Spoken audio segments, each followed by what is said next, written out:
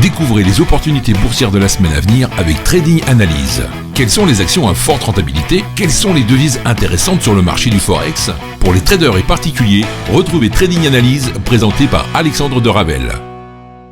Bonjour à tous et bienvenue pour cette nouvelle vidéo de Trading Analyse du dimanche 19 août. Alors aujourd'hui, comparé à d'habitude où je vous présente plusieurs actions, là je vais vous en présenter qu'une qui pour moi a un potentiel énorme à condition que certains éléments soient réunis pour pouvoir faire une belle plus-value. Ici on parle d'une plus-value qui sera supérieure à 21%.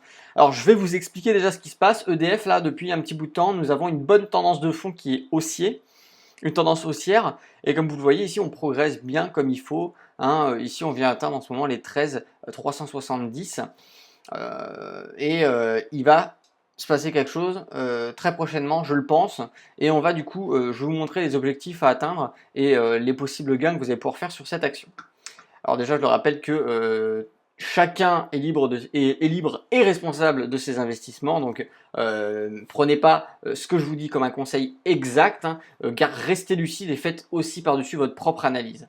D'ailleurs pour information, ça c'est une petite parenthèse, sur mon site internet je vais bientôt afficher les performances de Trading Analyse, c'est-à-dire que je vous ai présenté beaucoup d'actions en vous donnant des conditions, à tel moment on va pouvoir prendre position, et je vais vous donner les performances sur les conditions qui ont été réunies pour savoir si effectivement elles vous ont apporté des plus-values ou des pertes. Il y a tout qui sera affiché, les gains et les pertes, comme ça il y a une transparence totale. Donc ça c'était la petite parenthèse. Pour info, voilà ce qui se passe. Au niveau du RSI ici, on est en surachat depuis un petit bout de temps. D'ailleurs, ça correspond avec la fin de la tendance haussière et un début de mini consolidation, hein. Au niveau du stochastique, bon là aussi on est en surachat, mais on a un croisement où on passe de positif vers négatif. Donc ici on va peut-être avoir une petite correction à la baisse, ou alors on va peut-être venir tourner autour du R1 pendant plusieurs jours et faire de ce R1 peut-être un point pivot, pourquoi pas. Ça je peux pas le savoir, mais c'est une possibilité en tout cas.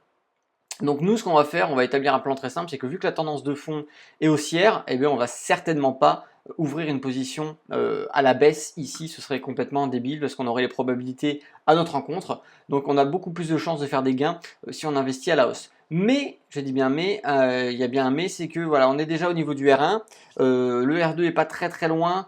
C'est assez sensible de se positionner pour l'instant, surtout qu'on est avec le RSI en zone de surachat. On sait qu'il y aura certainement une correction, ça c'est quasi sûr, donc ça sert à rien de prendre position maintenant, on va faire des pertes, c'est pas nécessaire. Sachant qu'on n'a pas énormément de volume haussier, ici on en a eu voilà un au niveau du 22 ici. Pour août, vous voyez que c'est assez plat, donc assez plat avec un RSI en surachat. Moi je trouve ça risqué de prendre position, donc on va attendre. Par contre, ce qui est intéressant de savoir, hop, je vous zoome ici, c'est cette barre cette résistance qui est au niveau des 13 93,49 là, le trait horizontal que je vous ai mis ici, ça correspond à une résistance support historique qui a eu un petit peu dans le temps, un peu plus loin, et qui certainement va venir faire barrière sur la progression ici de l'actif. Alors c'est pour ça que je vous dis qu'il est trop tôt pour se positionner, c'est qu'il y a des chances qu'on vienne taper ici et rebondir pour repartir à la baisse.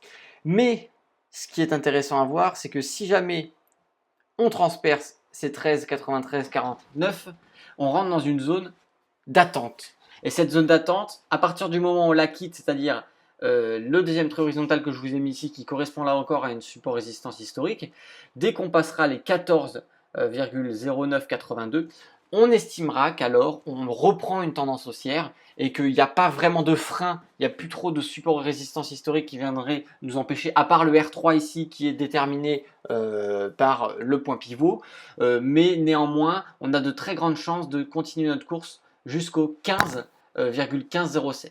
Et si on vient transpercer encore cet objectif, on a de très grandes chances de venir taper les 17,1652. Donc moi, ma théorie c'est d'attendre.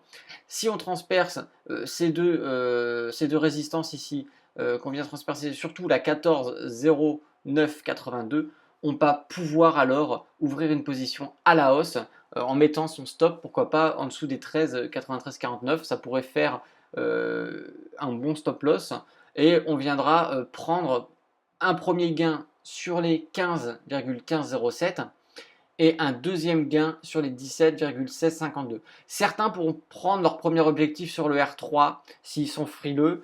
Pourquoi pas, du coup ça ferait objectif 1 sur le R3, objectif 2 sur les 15,15 et objectif 3 sur les 17,16. Voilà pour l'action.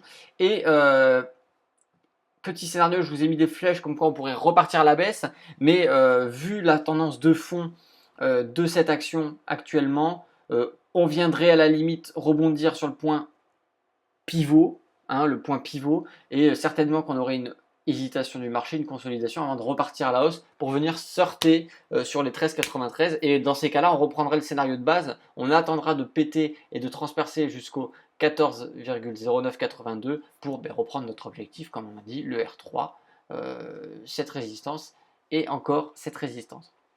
Donc ici, là, moi je vous parle, à partir du moment où en proposition, si on va jusqu'à notre objectif final, on peut viser les 21,83%. Alors je ne peux pas vous donner exactement en combien de temps, ça va se compter certainement en semaines, voire en mois, mais ce qui est sûr, c'est que je pense que c'est quelque chose qui est intéressant à trader, sachant qu'on sait tous que DF c'est quand même une action qui a assez de solidité. Donc voilà, on peut faire des gains sympathiques là-dessus. Donc l'émission touche à sa fin. Voilà, je vous ai présenté qu'une action. J'espère que dimanche prochain, il y aura plus de choses intéressantes à vous présenter. J'avoue qu'en ce moment, je ne sais pas si c'est à cause de la stagnation générale qu'il y a sur les marchés, mais c'est vrai qu'il y a un ralentissement des opportunités pour le moment. C'est peut-être dû à la fin de l'été. Ça reprendra certainement en septembre, pas de panique. C'était Alexandre, le trader indépendant. Moi, je vous dis à bientôt et d'ici là, tradez bien sur les marchés financiers. Ciao!